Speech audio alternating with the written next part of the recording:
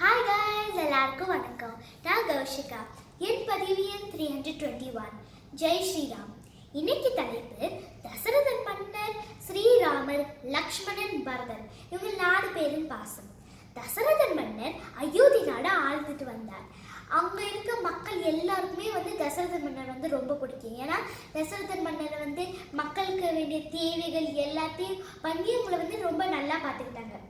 தசரதன் மன்னர் புத்திர காமேஷ்டி யாகம் பண்ணி உங்களுக்கு 4 குழந்தைகள் பிறந்தாங்க. அதான் ராமர், பரதன், லக்ஷ்மணன், சத்ருகன். இவங்க 4 பேர்ல தசரதன் மன்னருக்கு ராமரை ரொம்ப பிடிக்கும்.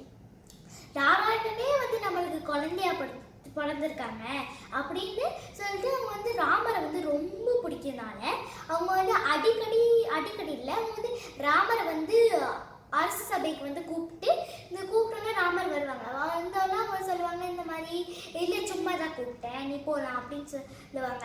அவங்க ராமர் வந்துட்டு போகிறத பார்த்து அவங்களோட அழகை பார்த்து ரசிச்சுக்கிட்டு இருப்பாங்க.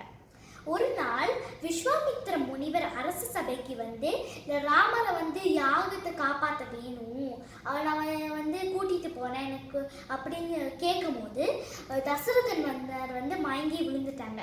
அவங்க ஏன் மயங்கி விழுந்தாங்கன்னு தெரியுமா? அது ஏன்னா ராமருக்கு மேலே அவங்க அவ்வளோ பாசம்.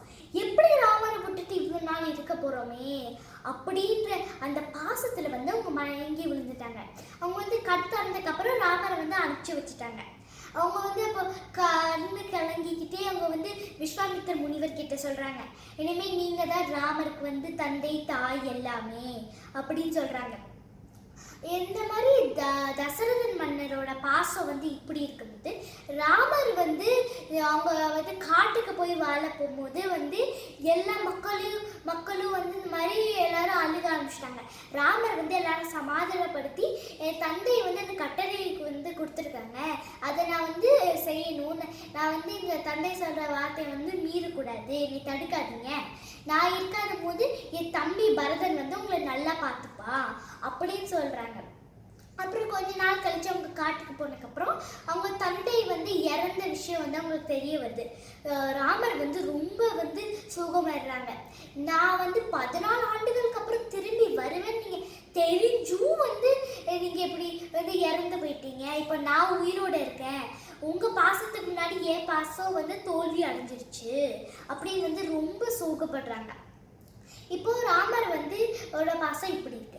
லக்ஷ்மணன் ரொம்ப கோவப்படுறாங்க. இந்த மாதிரி நீங்கள் ஏன் காட்டுக்கு போகணும், நான் உங்களுக்கு முடிச்சு விட்றேன் அப்படின்னு கோவப்படுறாங்க. அதுக்கு ராமர் சொல்கிறாங்க கோவப்படக்கூடாது அப்படின்னு சொன்னோன்னே ராமரோட கோவமும் அடங்கி அவங்க சொல்கிறாங்க நானும் உங்கள் கூட வருவேன் அப்படின்னு சொல்கிறாங்க. அவங்க அதே மாதிரி அவங்க அண்ணன் சொல்கிற பேச்சு கேட்டு சுக்ரீவன் முடிசூட்டு விழாக்கு போய் சுக்ரீவனை முடிசூட்டுறாங்க. இதே மாதிரி போர் நடந்துட்டு இருக்கும்போது ராமருக்கும் ராவணனுக்கும் போர் நடந்துட்டு இருக்கும் போது ராவணனோட பையன் இந்திரஜித் அம்பை ஏறினான் லக்ஷ்மணன் மேலே. அதனால லக்ஷ்மணன் மயங்கி விழுந்துட்டாங்க. இதை பார்த்து ராமர் மயங்கிட்டாங்க.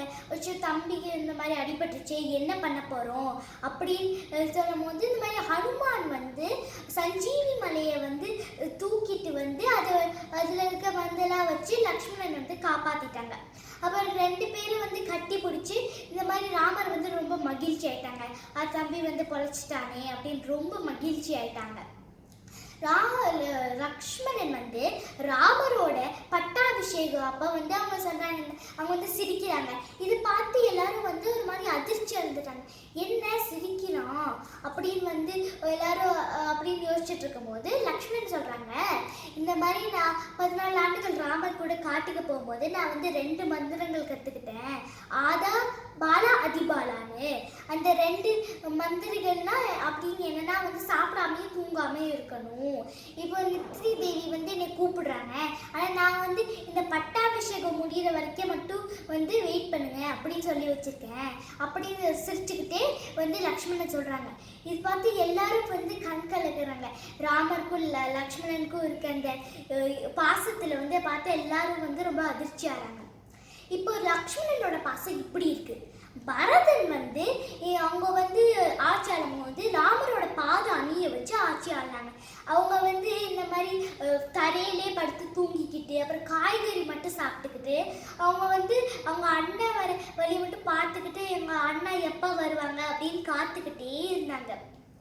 இவங்க வந்து இந்த மாதிரி ஏன் பண்ணுறாங்களோ நம்ம அண்ணன் மேலே இருக்க பாசத்தினால அவங்க வந்து இந்த மாதிரி தூங்காமல் தரையில் படுத்து தூங்கிக்கிட்டே எல்லாம் பண்ணுறாங்க.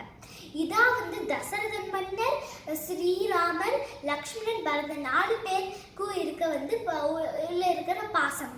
இதே மாதிரி நம்மளும் வந்து நம்ம அப்பா அம்மா தம்பி தங்கச்சி யார் இருந்தாலும் வந்து நம்மளும் இந்த மாதிரி பாசத்தோட அன்போடு இருக்கணும். அவங்க வந்து விட்டு கொடுத்துக்கிட்டு அந்த மாதிரி இப்போ லக்ஷ்மணன் எப்படி ராமருக்காக சாப்பிடாமே தூங்காமே அவங்க அண்ணனை பாதுகாத்தாங்க, அதே மாதிரி பரதன் வந்து இந்த மாதிரி தரையில் தூங்கிக்கிட்டு அப்புறம் காய்கறி மட்டும் சாப்பிட்டுக்கிட்டு இருந்தாங்க. அதே மாதிரி நம்மளும் வந்து அதே பாசத்தோட நம்மளோட தம்பி தங்கச்சிங்க அப்பா அம்மா எல்லார்கிட்டையும் இருக்கணும். இதான் என் நண்பர்கள் கிட்ட இந்த தலைப்பில் நான் சொல்ல விரும்புகிறேன்.